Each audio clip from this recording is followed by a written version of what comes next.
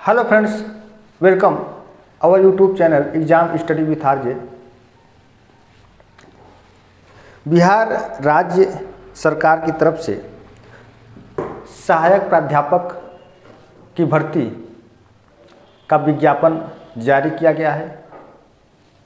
यह भर्ती कुल 4,281 पदों पर विभिन्न विषयों में होने वाली है। यदि बात करें तो बिहार राज्य सरकार ने नेट की तर्ज पर अब राज्य में एलिजिबिलिटी टेस्ट कराए गए, जिसमें देखा जाए तो उसका नाम बीईटी होगा, यानी कि बिहार एलिजिबिलिटी टेस्ट। ये नेट की तर्ज पर ही होगा, नेट की तर्ज पर होगा और कुल पद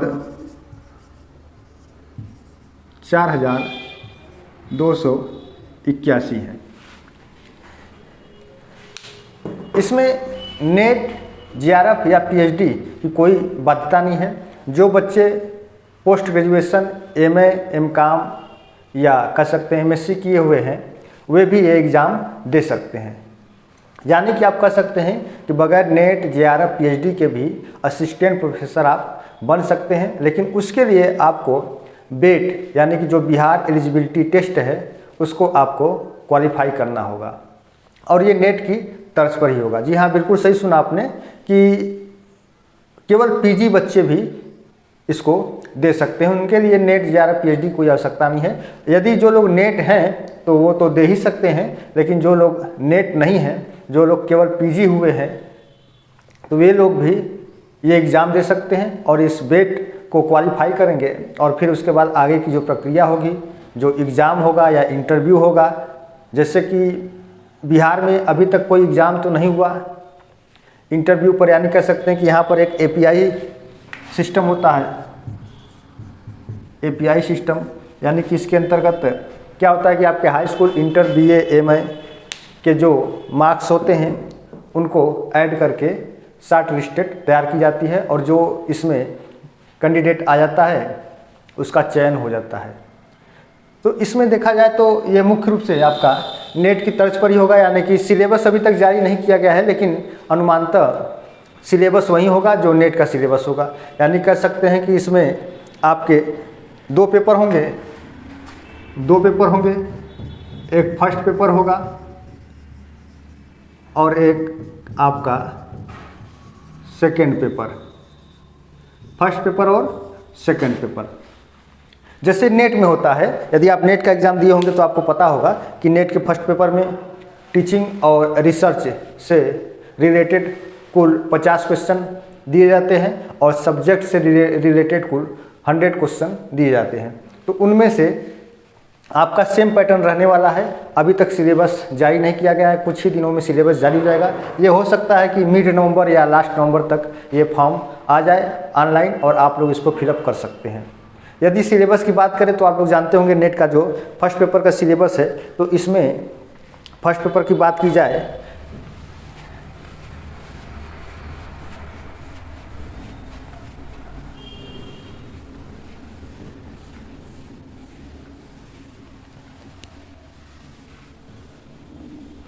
बहुत ही सुनहरा अवसर है जो लोग केवल पीजी किए हैं, यानी कह सकते हैं कि बगैर नेट, जीआरएफ के भी आप असिस्टेंट प्रोफेसर हो सकते हैं। तो यदि बात करें नेट के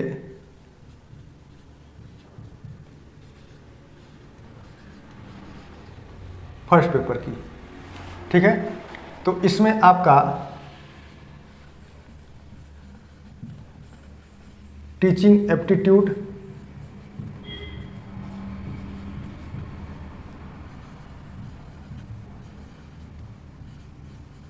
रिसर्च एप्टीट्यूड या केवल रिसर्च आप कह सकते हैं। तो टीचिंग एप्टीट्यूड और रिसर्च एप्टीट्यूड ये दो मुख्य रूप से होते हैं, इन्हीं से रिलेटेड सभी क्वेश्चन पूछे जाते हैं। लेकिन इसके अलावा कुल 10 टॉपिक होते हैं। उन 10 टॉपिक के नाम मैं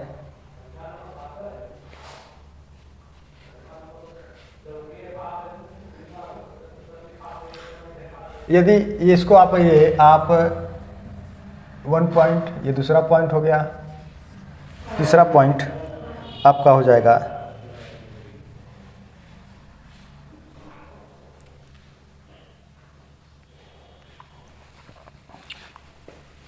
कंप्रीहेंशन,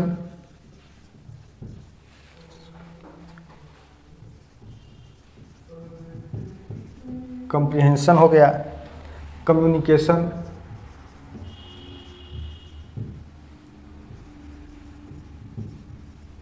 कम्युनिकेशन,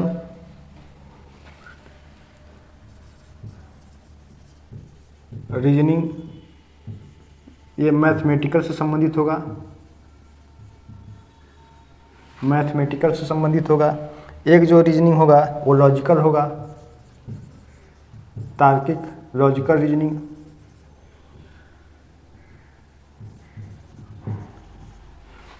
लॉजिकल रीजनिंग। अब इसके बाद डाटा इंटरप्रिटेशन,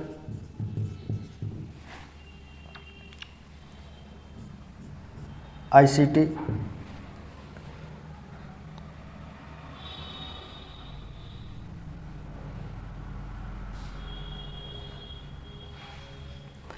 और इसके बाद people development, people development and environment, और उसके बाद हायर एजुकेशन।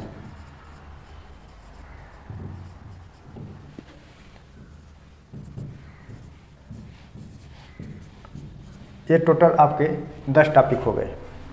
तो इन्हीं 10 टॉपिक से ही आपका फर्स्ट पेपर बनेगा। 50 क्वेश्चन रहेंगे 100 नंबर के, ठीक है। या हो सकता है कि एक क्वेश्चन एक ही नंबर का हो, अभी तक कोई ऐसा प्रारूप जारी नहीं किया गया है, ना ही सिलेबस का और ना ही क्वेश्चन के मार्क्स का। हाँ, लेकिन इतना आप कह सकते हैं कि इनमें निगेटिव मार्किंग नहीं रहेगा, निगेटिव मार्किंग नहीं रहेगा, इसमें निगेटिव मार्किंग नहीं रहेगा। जैसे आपका नेट में होता है कि नेट में कोई भी निगेटिव मार्किंग नहीं रहता है, तो इसी प्रकार इसमें भी कोई निगेटिव मार्किंग नहीं होने वाला है। इसमें आपका teaching aptitude, research, comprehension, communication, reasoning, mathematical, logical reasoning, data interpretation, ICT, people development and environment, higher education, information communication and technology से रिलेटेड क्वेश्चन इनमें से बनेंगे। हाँ, ये कह सकते हैं यदि सेम यही आपका टॉपिक रहा तो कह सकते हैं कि यदि 50 क्वेश्चन बनते हैं, यदि 50 क्वेश्चन बनते हैं तो इन 50 क्वेश्चन में प्रत्येक टॉपिक से 5-5 क्वेश्चन हो जाएंगे, प्रत्येक टॉपिक से 5-5 क्वेश्चन होंगे, 5-5 क्वेश्चन हो जाएंगे, तो कुल टोटल आपके 50 क्वेश्चन हो जाएंगे। तो जो लोग नेट की तैयारी कर रहे हैं उनके लिए भी बेहतर अवसर कह सकते हैं, यह एक प्रकार का गोल्डन चांस है, इसलिए आप लोग तैयारी करिए। ये मिड नवंबर या हो सकता है लास्ट नवंबर तक ये फॉर्म आ जाए ऑनलाइन फिलअप करने के लिए, और इसकी परीक्षा होगी। परीक्षा में जो बच्चे क्वालिफाई करेंगे फिर आगे की प्रक्रिया में वो लोग भाग लेंगे।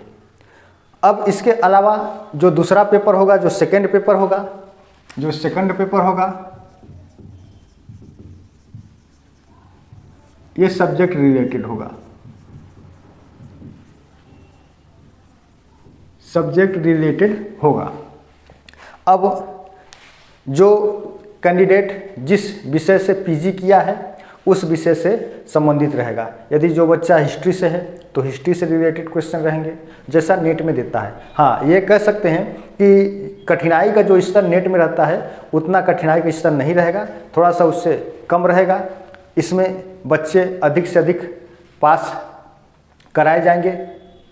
यदि कठिनाई का स्तर नेट जैसा हो जाएगा तो बच्चे बहुत से फेल हो जाएंगे, इसलिए इसमें कठिनाई का स्तर कम रहेगा और अधिक से अधिक बच्चों को पास कराने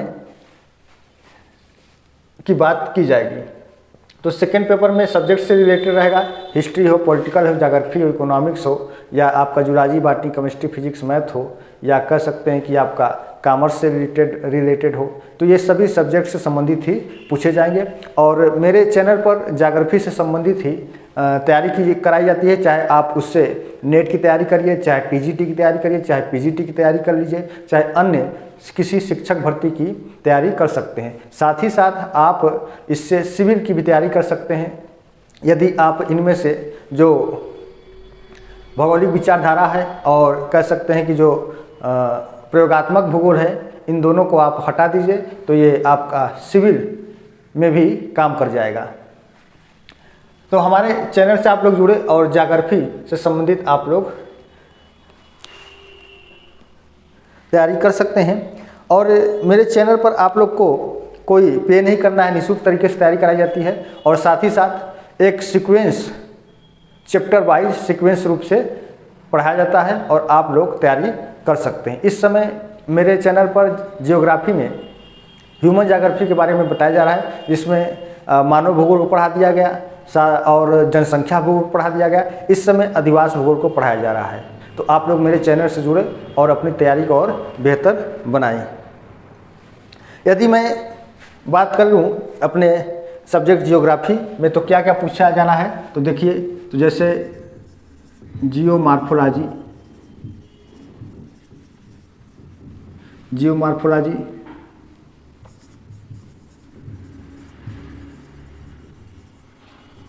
ओशनोग्राफी, क्लाइमेटोलॉजी,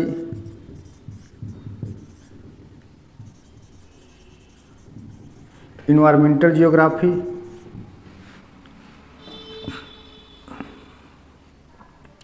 इसके अलावा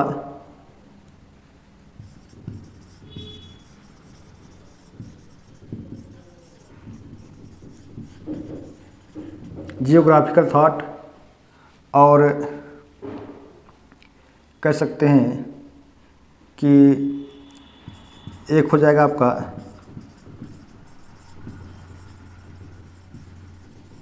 इंडियन जियोग्राफी,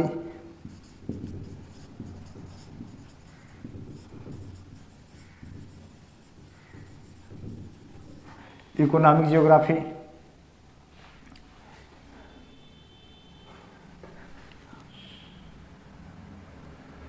इंडियन जियोग्राफी हो गया, इकोनॉमिक जियोग्राफी हो गया, GIS and remote sensing, GIS and remote sensing, और कार्टोग्राफी,